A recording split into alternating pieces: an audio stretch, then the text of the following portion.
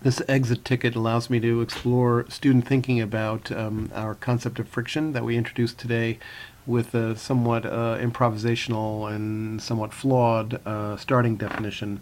And here I'm asking students to consider what happens when the force that's sort of creating the friction is not the weight of the object. So this student hasn't really addressed much of the exit ticket prompt, although he has identified the friction as existing between the block of wood and the wall, although albeit with a little bit of a question, and then has kind of identified friction in his own words.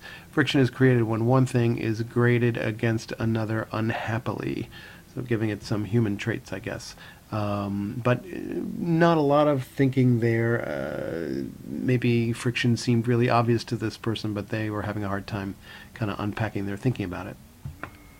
This student clearly had a lot more to say. Yes, there are frictional forces at work between the block of wood and the wall. However, our ideas of friction would shift so that instead of this basic force model showing here friction as some portion of gravity as we've been talking about, it would be more like this.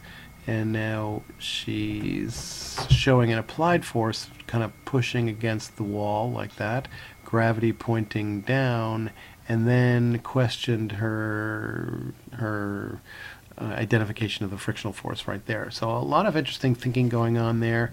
I'm not sure that she really saw the conundrum that in this particular case that we're showing right here, that that the frictional force is going to depend upon this force, the normal force that exists between the block of wood and the surface. Not that we've used that term, but that's what I was hoping students would get at.